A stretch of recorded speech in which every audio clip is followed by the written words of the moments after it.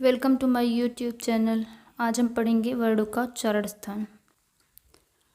ये वर्डों के उच्चारण स्थान का फार्मूला है। ये फार्मूला हम याद कर लेंगे तो हम कभी नहीं भूलेंगे और किसी भी एग्जाम में हमारा एक भी क्वेश्चन वर्डों के उच्चारण स्थान से गलत नहीं होगा। पहला फार्मूला है अकुह विसर्जनीय नाम कंठ। अ से आ हो गया, कु से क वर्ग हो गया। क वर्ग में ये 5 वर्ड आते हैं क ख ग घ ङ, और ह से ह हो गया। विसर्ज से विसर्ग हो गया। तो इन सभी वर्डों का उच्चारण स्थान कंठ होता है। दूसरा है इच्छु यस्सा नाम तालु। ई से ई हो गया। चू से च वर्ग हो गया। च वर्ग में ये 5 वर्ड आते हैं च छ ज झ य। यस से य हो गया। स से स हो गया। इन सभी वर्डों का उच्चारण स्थान तालु होता है।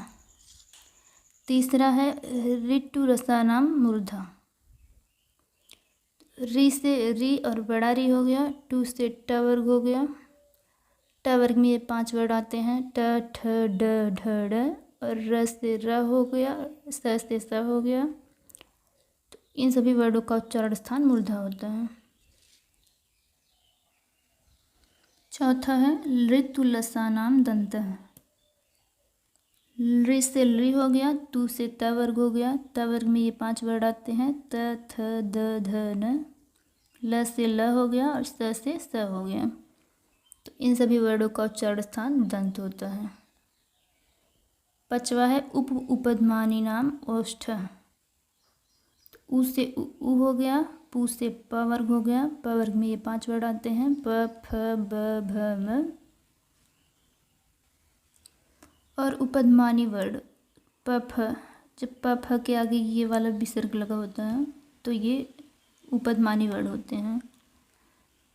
प फ जब इसके आगे ये वाला विसर्ग लगा होता है तो ये उपदमानी वर्ड होते हैं।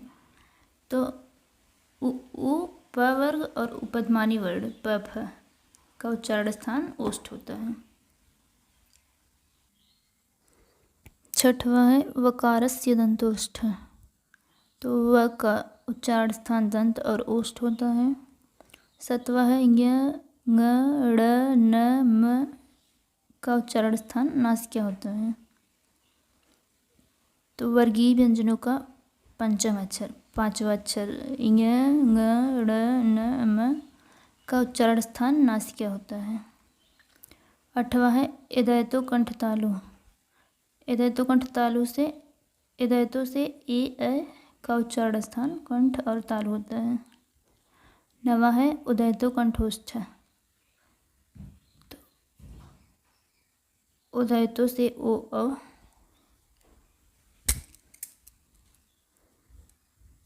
ओ अ का उच्चारण स्थान कंठ और ओष्ठ होता है।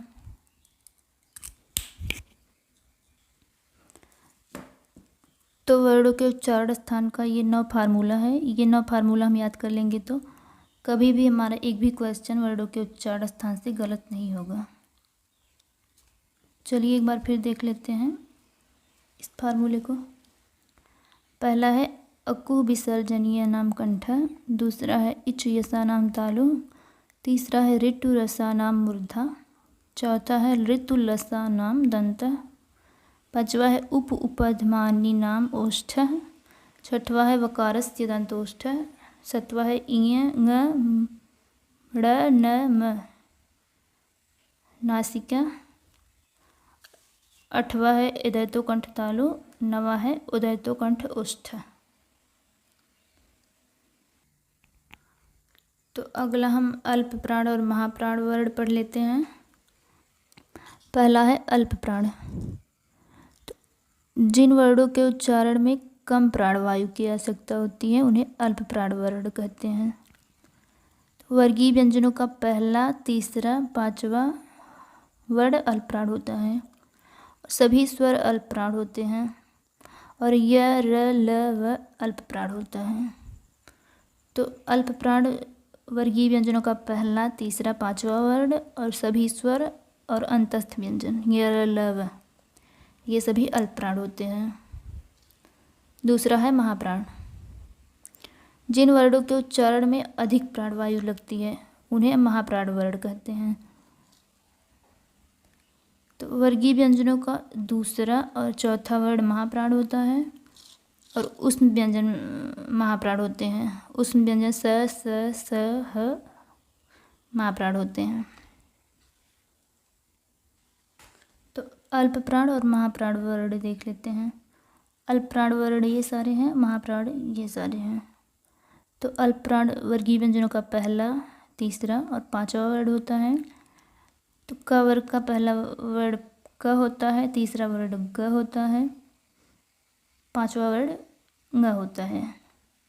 और च वर्ग का पहला, तीसरा और पांचवा वर्ण, ट वर्ग का पहला, तीसरा और पांचवा वर्ण, त वर्ग का पहला, तीसरा और पांचवा वर्ण और प वर्ग का पहला, तीसरा और पांचवा वर्ण और अंतस्थ व्यंजन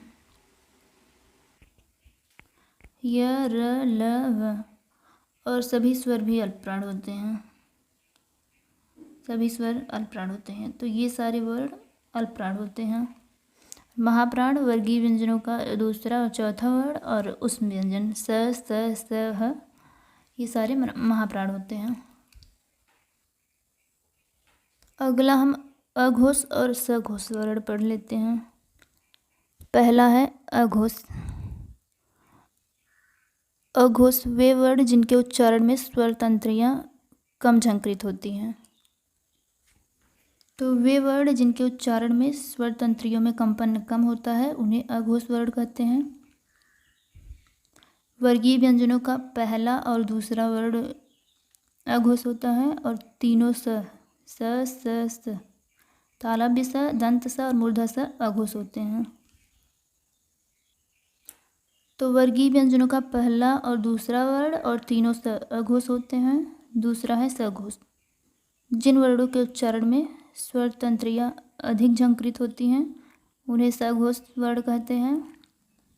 मतलब जिन वर्णों के उच्चारण में स्वर तंत्रियों में कंपन अधिक होता है उन्हें सघोष वर्ण कहते हैं।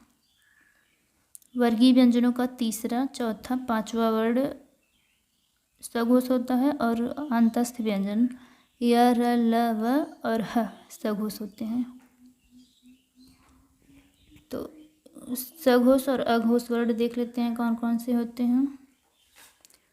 तो अघोष वर्गीय व्यंजनों का पहला और दूसरा वर्ण और तीनों स अघोष होते हैं। तालव्य स, दंत स और मूर्धा स ये सारे वर्ण अघोष होते हैं और सघोष वर्ण ये सारे वर्ण होते हैं। तो वर्गीय व्यंजनों का तीसरा, चौथा और पांचवा वर्ण और अंतस्थ व्यंजन य, र, ल, व और ह ये सारे वर्ण सघोष होते हैं और सभी स्वर सघोष होते हैं। तो ये इम्पॉर्टेंट है कि सभी स्वर सघोष और अल्पप्राण होते हैं। तो हम पढ़कर ट्राई कर लेते हैं। जब वर्गीय व्यंजनों का पहला और दूसरा वर्णों का उच्चारण हम करेंगे, जैसे क, ख बोलेंगे तो स्वर तंत्रियों में कंपन कम होता है। जब ग, घ, ङ का उच्चारण करते हैं तब स्वर तंत्रियों में कंपन ज़्यादा होता है।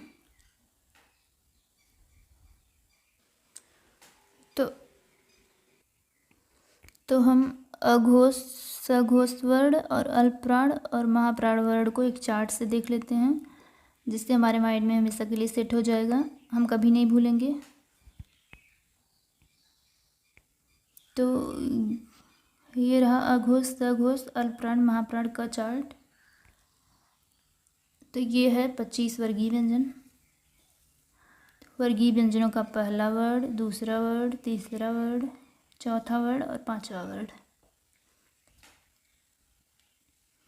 तो वर्गीय व्यंजनों का पहला और दूसरा वर्ण अघोष होता है, तीसरा, चौथा, पांचवा वर्ण सघोष होते हैं। तो पहला, दूसरा अघोष अघोष और तीसरा, चौथा, पांचवा सघोष सघोष सघोष। पहला, दूसरा अघोष अघोष, तीसरा, चौथा, पांचवा सघोष सघोष सघोष। और वर्गीय व्यंजनों का पहला वर्ण अल्पप्राण, दूसरा महाप्राण, तीसरा अल्पप्राण, चौथा महाप्राण, पांचवा अल्पप्राण। तो पहला अल्प प्राण, दूसरा महाप्राण, तीसरा अल्प प्राण, चौथा महाप्राण और पांचवा महाप्राण। तो अल्प प्राण, महाप्राण, अल्प प्राण, महाप्राण, अल्प प्राण। तो इस चार्ट से हम याद करेंगे तो कभी नहीं भूलेंगे। तो पहला और दूसरा अघोष अघोष, तीसरा चौथा पांचवा सघोष सघोष सघोष। पहला अल्प प्राण, दूसरा महाप्राण, तीसरा अल्प प्राण, चौथा महाप्राण, पांचवा अल्प प्राण। तो अल्प प्राण, महाप्राण, अल्प प्राण, महाप्राण, अल्प प्राण। तो ये वर्गीय व्यंजन हो गया। और अंतस्थ व्यंजन अल्प प्राण होते हैं सारे और सघोष होते हैं, और उस व्यंजन सारे महाप्राण होते हैं। स और ह सारे महाप्राण होते हैं, लेकिन तीनों स ही अघोष होते हैं, ह सघोष होता है। तो अंतस्थ व्यंजन अल्प प्राण होता है और सघोष होता है, और उस व्यंजन सारे महाप्राण होते हैं, लेकिन सारे उस व्यंजन अघोष नहीं होते हैं, केवल तीनों स ही अघोष होते हैं, ह सघोष होता है, और सभी स्वर सघोष होते हैं। तो वर्णों का उच्चारण स्थान हम आज पढ़े, और अल्प प्राण वर्ण, महाप्राण वर्ण, अघोष वर्ण और सघोष वर्ण पढ़े। तो वर्णों का उच्चारण स्थान और अघोष सघोष वर्ण और अल्प प्राण महाप्राण वर्ण आज खत्म हुआ।